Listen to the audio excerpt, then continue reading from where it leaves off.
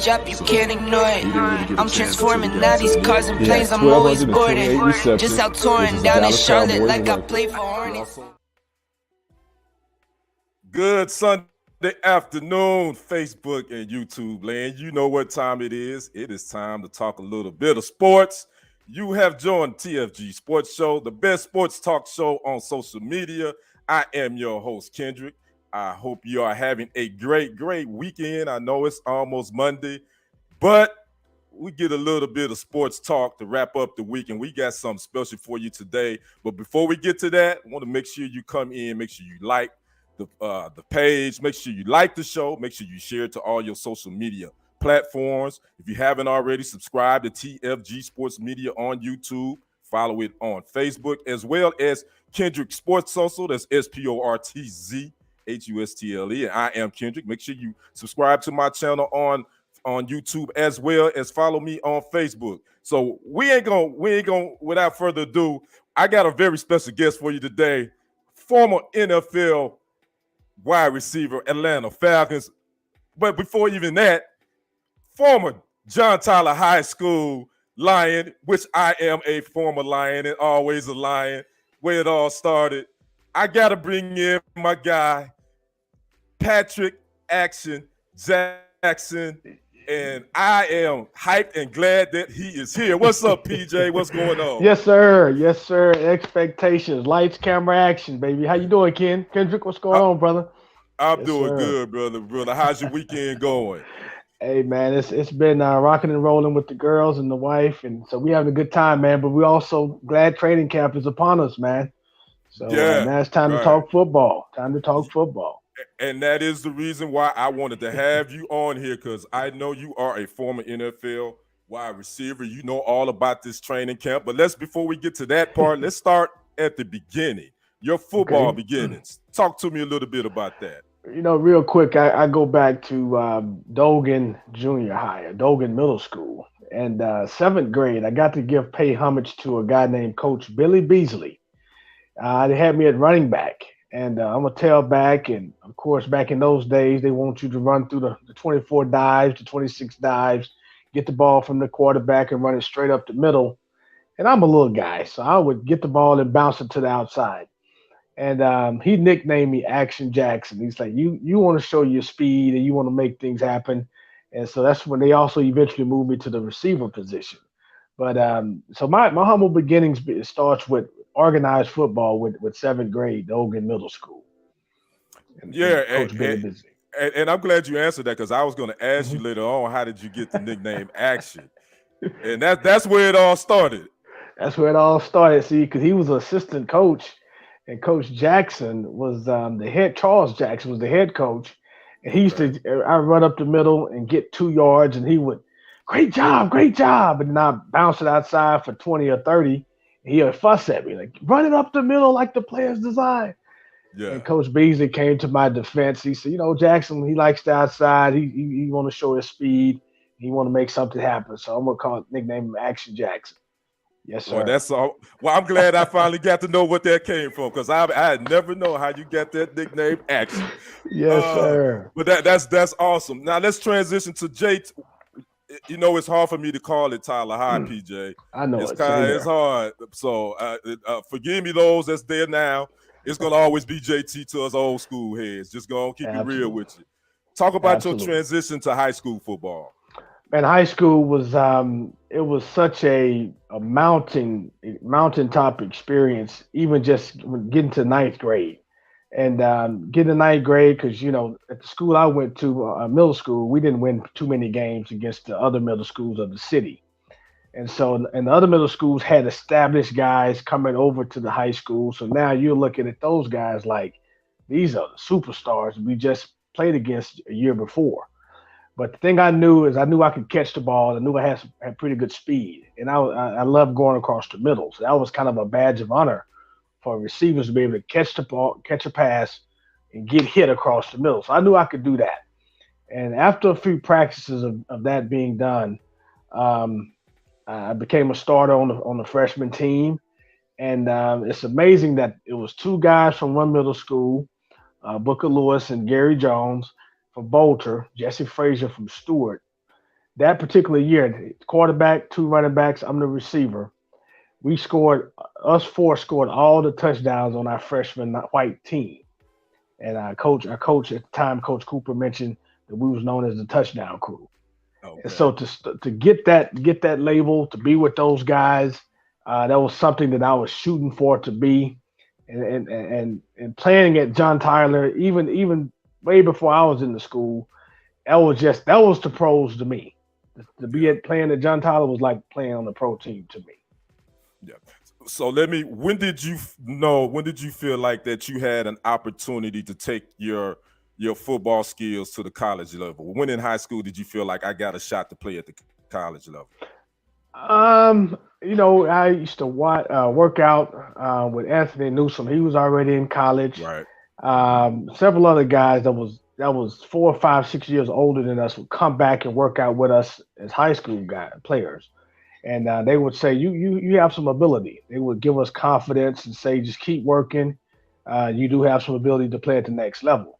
My junior year, I was leading the region with touchdowns after 3 games. I had a Rose Stadium record 80-yard punt return against Sock. And then going to the 4th game, starting the district, I break my collarbone. So I'm out for the rest of my junior year. And so now going into the spring, these expectations, and then I break my other collarbone in spring training. And so now I got the summertime and the fall to just go out and ball out, have fun, and produce. And that's what happened that senior year. And it was, I guess now with all the NIL and all the pressure that high school kids go through now with sports, the business of sports, it still didn't have, I wasn't overwhelmed with the pressure. It was just, let's just go out here, help our team win, have fun, and at the end of the day, see what happens. And that's what we did. We of course, faith and prayed about it. And lo and behold, the college opportunity showed up. So you end up going to SFA, and I was on your Facebook page trying to find some pictures, and I actually found a couple of your pictures from SFA. You were number 13, am I correct? You were number 13, yes, right? Sir. Yes, sir. Okay. Yes, sir. Talk about your transition to SFA. Man, from high school to college. It's funny you bring up this number 13 because when I arrived at Stephen F. for 2 days, the guy that had number 13 before I did, his name was Floyd Dixon. Floyd had just got drafted to go to the Falcons as a receiver. So he was actually there at Stephen F. saying his goodbyes to all of the coaches. When he was getting ready to come out of the field house, I was walking in the field house. And at the time, Coach Hess, our head coach, he said, you know what, let's look at these guys. And he put us back to back and measured who was the same height. And he said, you know what we're going to do? We're going to give you his number 13. And it was the guy before Floyd that had 13 too, but I remember him saying the last couple of guys that wore number 13 went on to the next level to play pro ball. So like he said, you talking about that's putting added a little pressure from day one. So that's what happened my freshman year. That's how I became number 13, following Floyd Dixon's footsteps.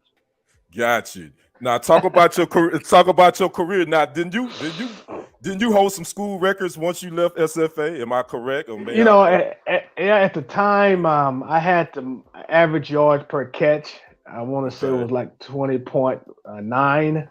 It was 43 catches for 1,020 something odd yards and 13 touchdowns. I was the second wide receiver to hit that 1,000-yard plateau. One guy had it, I think, since 1969 or so, and I missed it by 100 yards. But that was a great year, 1989. That season, we went to the national championship. We lost by 3 little old small measly points to Georgia Southern.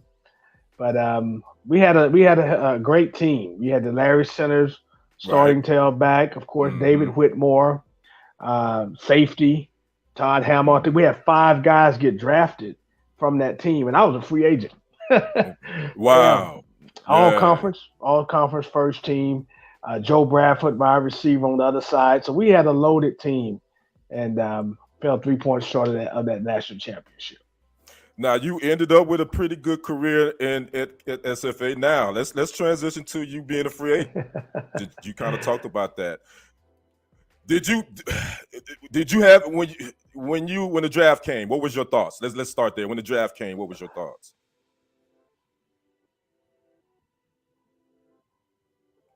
Looking at you at third round, looking at you at fifth round, and I didn't go through this by myself. My best friend Gary Jones, he was at A&M. We was in East Texas together during that time, around in Tyler, Texas, together, and they was calling him saying some of the same things. And so, I just took it. I took it all in. I wasn't disappointed if a team didn't call. I was like, hey, I'm just, I know I'm gonna get my opportunity. And I had, set tapes. I had 5 VHS tapes, Kendrick, and I had a letter, had all my highlights, and I made a little brief intro of who I was, what I did, wide receiver, and ran the 40 and the whole 9. And I was sending the tape out to it was 28 teams in the league at that time.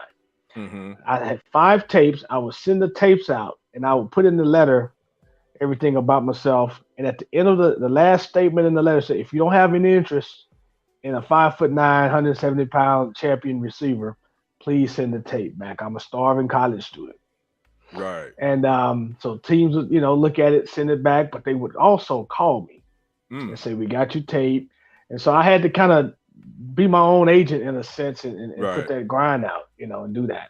Right. And then again, the Falcons called and said, where is the nearest airport that you can get to Atlanta from? And I said, well, we have a local airport here in Tyler. Mm-hmm. They said, okay, where does that take you? I said, to Dallas. They said, okay, we're at Tyler Pounds Field and to DFW, and then we'll see you in Atlanta. Wow. Yes, sir. Man, that's a heck of a story. Now let's talk about training camp, because that's where we are now. Yes, all teams are in training camp. From a former NFL player, just talk about your training camp experience. What was it like with the Falcons? Yeah, I was blessed to have 2 training camp experiences with them. The first training camp, 1990. The first week, as all rookies will attest, you just coming in, your eyes are just big. I was looking at the established players' lockers just to see.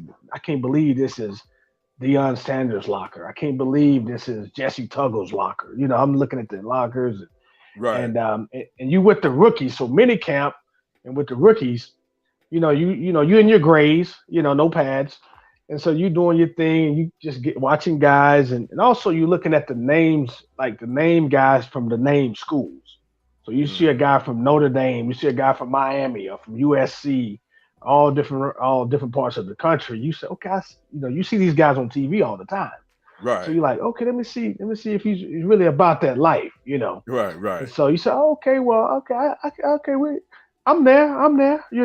and then when you start trying to measure up, but then when the veterans come in, and then you start seeing this is a different kind of game speed here, Mm-hmm. and it's not just only the skill position, the cornerbacks or the safeties, but you have your linebackers and you have your D line that everybody is pursuing to the ball. 100 miles an hour. So when you catch that rock, it's catch and go. It's catch and go. Mm-hmm. And now and the biggest transition for me as a college player was learning how to really get off the jam, off the bump.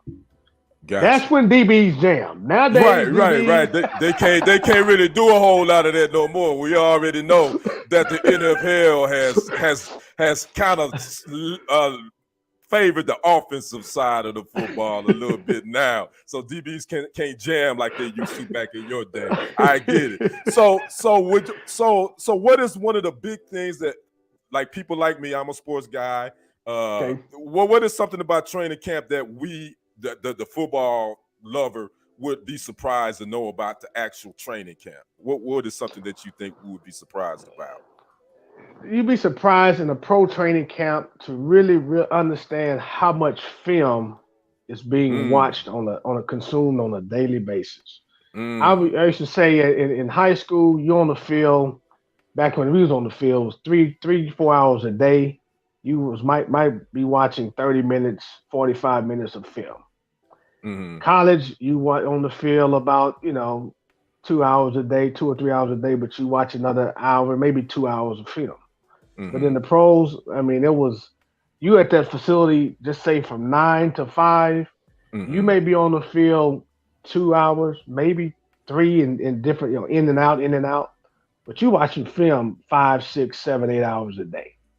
Wow. That's so you basically watching film more than you actually really hitting in them pads. Absolutely. You watching so much film, you learning tendencies, you watching guys' tendencies. Now in training camp, you watching yourself, you watching the offense, you of course learning the playbook. The playbook is a 10 inches thick. So you watching that, watching what you're doing, watching the tendencies. And tendencies, this is how important film work is. I remember I used to line up as a receiver and I would have my hands to the side and my fingers would do this. And so Coach June Jones at the time, he said, he's the offense coordinator. He made a statement. He said, Jackson, he said, when you line up, I can tell when it's a pass because you wiggle your fingers. I said, really? He said, yeah. He said, either don't do it at all or wiggle your fingers on every play. Okay. And I said, and he picked that up from watching film. Right. So that's the attention to detail, and that's why it's very important to watch the film. Gotcha. Absolutely. Okay. So you said you went to training camp with the Falcons twice. Is that correct? Yeah. 1990. I was there the first year of 1990, and I got the final cut. I got cut. I went home for 2 weeks, and then I missed the team picture in the whole nine. They called me back after 2 weeks, and I was there for the remainder of the season. And I remember that when I got back, coach called a quick slant. He was doing one drills, and Dion was hard inside, and I ran around and I caught it, and everybody was woo, right. And he said, "What's going?" I said, "Man, I've been to the crib. You first rounders, you second rounders, you high draft picks. Y'all don't understand what it means by going to the crib, man. I got cut. I've been to the crib, man. I'm back. I'm here to stay now." Yeah, right. then that season played out, and then that second year, 91, I was back in camp again. Okay. And Kendrick, I tell you, man, we was getting ready to go scrimmage. Houston at the time, Houston Oilers at the Astrodome, and that was a preseason game. And man, I'm second team now on the receiver. I'm moving up the depth chart. I'm on the outside. I wasn't in the slot. I'm on the outside, and the second to last play of practice, I ran an out route and my left ankle buckled. Oh wow! And it wasn't a hard break, but that did it. And that was in Atlanta, and they carried me on the player unable to perform list or so. Right. And for about 6 months until probably mid to late September, they paid me injury settlement, and it never did get right, man. And that was the end of my NFL part of my career in 91. Okay. And so, but I was in that second camp with them, and that's when I was looking to really do some things, make the team, and really do some things, and force playing time and all of that. Now, are you the Patrick Action Jackson that played with the Ohio Glory of the WFL? Yes, sir. Okay. Well, I did some more digging. I found this. Oh man, yeah, you did some digging, man. Yeah. Talk about your stint with the Ohio Glory of the World Football League. Yeah, that was a great time. That was right after Atlanta. That was from September to probably December. I'm rehabbing, getting this left leg ankle right because of that little freak incident that happened in Atlanta. So I'm getting that right, and the World League is coming out doing their thing, and they get a call that they wanted me to come play for them. So I even called Atlanta again and say, hey, I'm getting ready to go perform at the World League, and say, okay, we keep our eyeballs on you, and I had a great relationship with Coach June Jones. After I left Atlanta, he went on to Cleveland, but I still had a great relationship with him and several of the coaches and scouts. And so that was my deal. Went to the World League, and Coach Hall of Famer, Coach Larry Little was our head coach. Coach Dennis Thurman was the defensive back coach. which was Okay. the famed secondary Right. DB for the Cowboys and things of that nature. But we had some solid guys. One of the guys, George Kuntz, he wound up playing with the World League with our team. And he went on to tag team with Reggie White in Green Bay. Okay. And Kuntz became known as the Doctor of Defense. So we had some pretty solid guys on that team. Okay. And World League, man, and doing our thing. And you see this little trading card here. Right. Yeah, right. it was good. They came to some of us as captains of the team, and trying to make some things happen for our team. And they put us on those cards, man. It was a blessing to get that. Okay. Right. Yeah. I did some digging, PJ. I had to find some stuff. I said, let me find some stuff for my brother. I know that probably kind of surprised you, but I found that on the internet. The internet is undefeated, as I always say. It's undefeated. It's undefeated. So we're going to get down to a couple of more questions. We're going to wrap this up, PJ. I appreciate you joining me. For those watching this is former NFL wide receiver Patrick Axton Jackson, my schoolmate. We both are John Tyler Lyon graduates out of the great city of the Rose City, Tyler, Texas, home of Earl Campbell, for those that don't know. But we are just talking about the NFL and his experience as a wide receiver. Let's start there. Your thoughts on the present day NFL. What's your thoughts on the game? I love the fast-paced action of the game. As always, the quarterback play is really benefiting from it. I guess the part that really, of course, as being a wide receiver, I would love to play in this game because of the physicality is just not there like it used to be. But there's something missing when going across that middle. To help the defense keep everything honest, man, you want to, I know you have to protect the players and the whole now, which I totally get. But that bump and run coverage, I want to, I'm a receiver now. You cut me right now. I'm a receiver, but I would like to see those receivers earn their chicken fried, so to speak. Right. But it's a great, the game of football.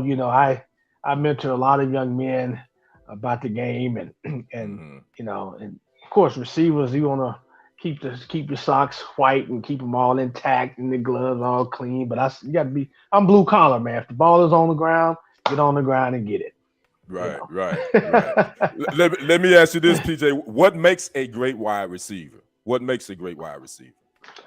I will start off from the basics is being able to run all day, being in shape. Because I tell young men right now, hey, get in shape. I know you run routes, and that's part of that. But being able to run all day so you can stay in the game all day, And of course, running precise and good routes, taking no more than 2-3 step stops, and coming out of your break, using your hands. Right now, you hear the announcers make such a big deal about, the guy went up there and plucked the ball. Well, that's just standard operating procedures. Use your hands and catching the ball, Right. And also, but another big thing is when you catch it, watch it in the tuck. My ninth grade coach Pools, used to always, every time I see him to this day, Coach Pools, look at him, boom, because he taught me that, boom, and go upfield. Go always in practice, always go 10, 15, 20 yards up. Take it to the house. Every time in practice, whatever the case may be. Just doing those daily habits every day becomes muscle memory. Right.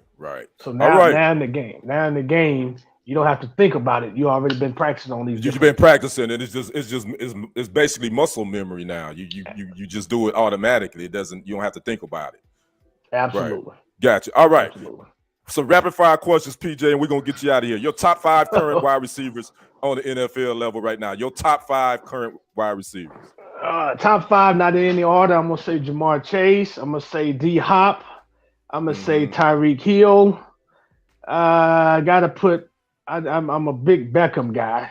Okay. And I'm missing some. Oh, my man at San Francisco, Deebo. Deebo Samuel. Okay, that's your top 5. All right, your top 5 wide receivers of all time.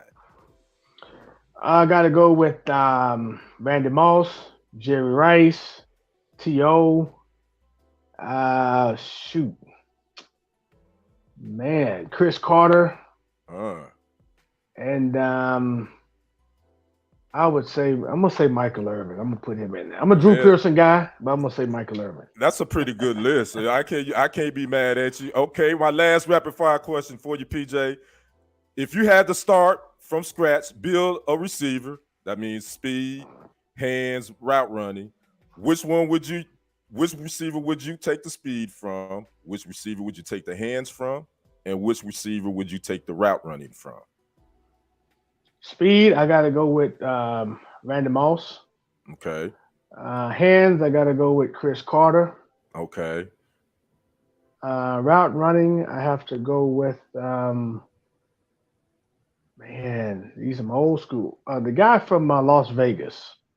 Devontae Adams. Devontae, I hate I didn't put him on my current top 5. I got to go route running with that or Isaac Bruce.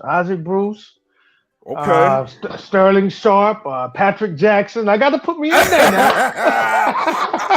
I was gonna say you ain't gonna put yourself in there, but I get it.